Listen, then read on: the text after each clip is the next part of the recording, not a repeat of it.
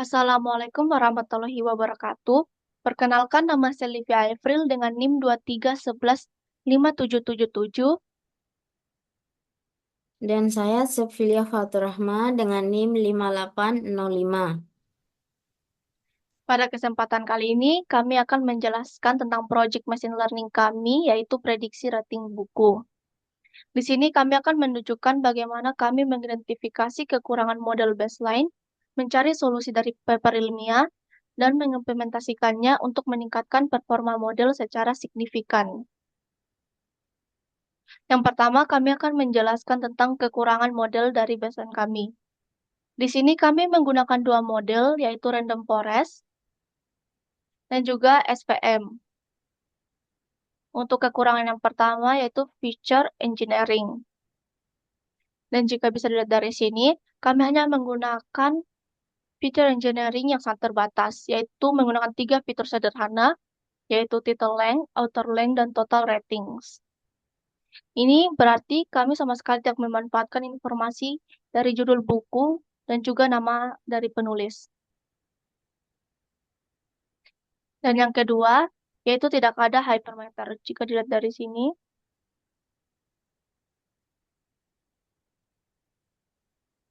yang kedua kami tidak ada hypermeter tuning dan hanya menggunakan default parameter dari skitlearn tanpa optimasi. Dan yang ketiga, kami kekurangan evaluasi robust. Kami hanya menggunakan single trend test, yang artinya hasilnya bisa sangat bergantung pada keberuntungan pembagian data.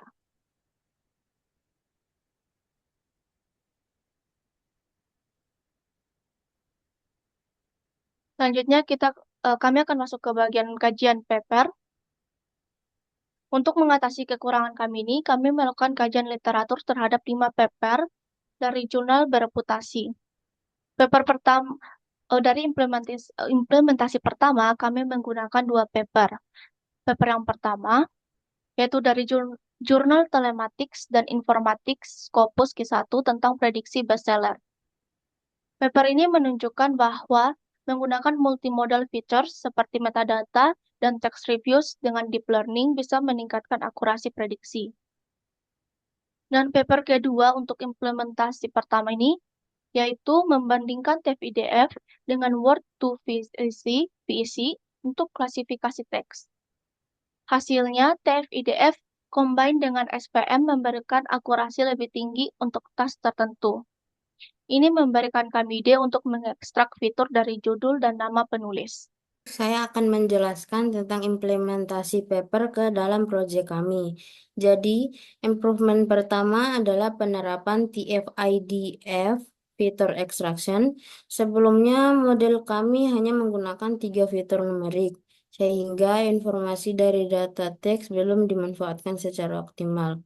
Nah, untuk judul buku, kami menerapkan TF-ID dengan N-gram 1 dan 2, sehingga model dapat menangkap kata tunggal seperti klasik, guide, serta kombinasi kata seperti bestseller atau komplit guide.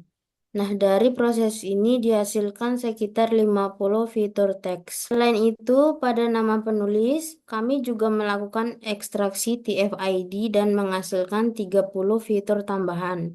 Nah, hal ini penting karena penulis terkenal seperti Shakespeare atau Tolkien cenderung memiliki pola rating yang berbeda. Nah, secara keseluruhan, jumlah fitur meningkat dari 3 menjadi 83 fitur. Dengan ini, model mulai mampu mempelajari pola seperti buku dan dengan kata klasik, cenderung memiliki rating tinggi dan penulis terkenal memiliki rating yang lebih stabil.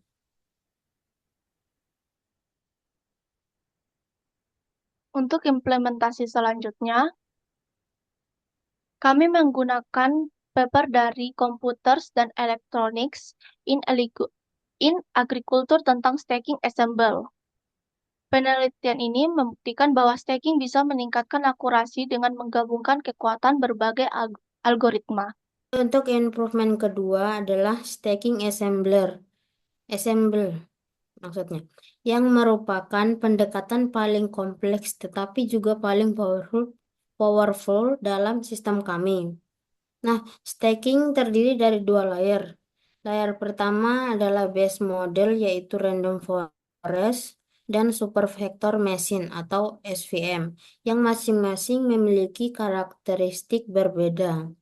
Nah, random forest unggul dalam penangkapan hubungan nonlinear dan interaksi antar fitur, sementara untuk SVM sangat baik dan dalam menemukan decision boundary yang optimal. Nah, pada layar kedua, kami menggunakan regression sebagai learner. Nah, meta learner ini bertugas untuk mempelajari kombinasi terbaik dari prediksi kedua base model.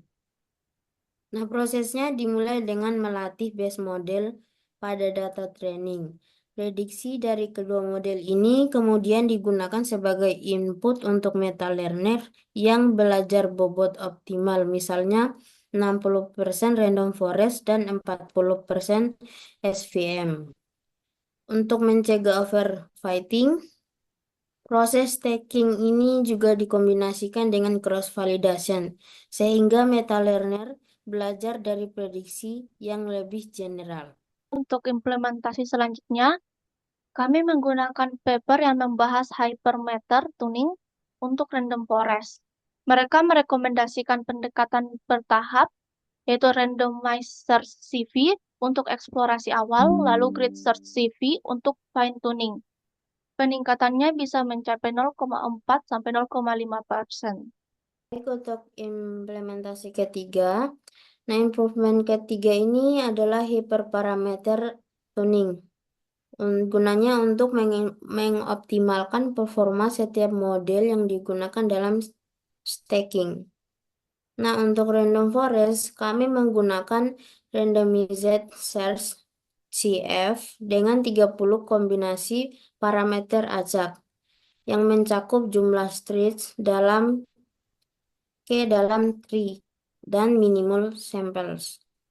Nah, setiap kombinasi diuji menggunakan 5 hole cross validation, sehingga totalnya terdapat 150 training iteration untuk menemukan parameter terbaik.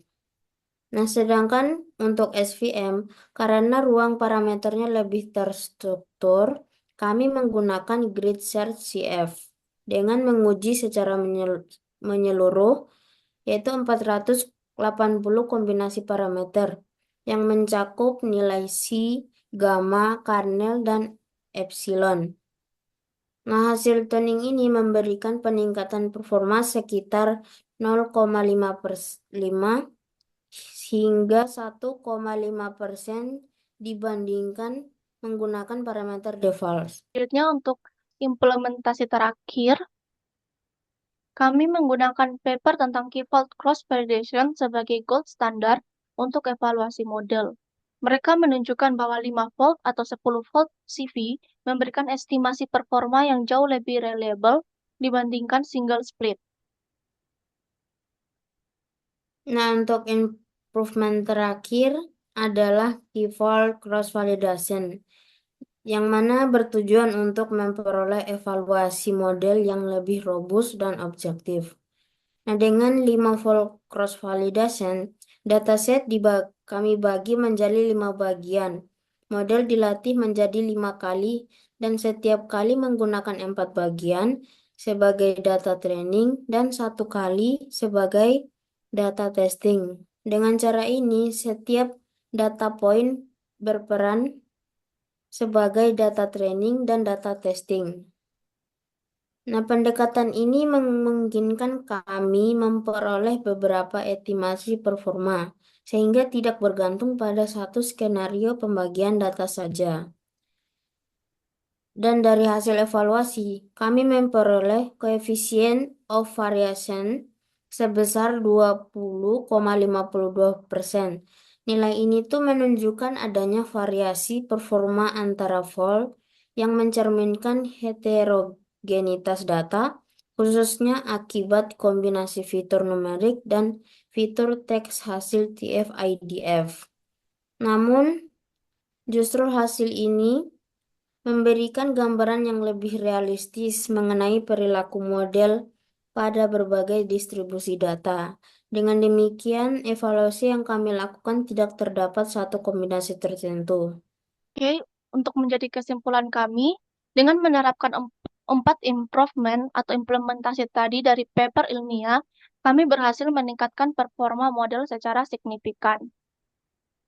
Yang pertama, yaitu dampak dari TF dan IDF feature extraction dengan peningkatan diikuti staking ensemble dan hypermeter tuning. Yang kedua, keyword CV tidak meningkatkan akurasi, tapi memberikan confidence bahwa kami model kami itu robust dan akan generalize well. Dan yang terakhir, trade-off-nya memang ada, yaitu training time meningkat 5-10 kali lipat dan model jadi lebih kompleks. Sekian dari penjelasan tentang project machine learning kami. Wassalamualaikum warahmatullahi wabarakatuh.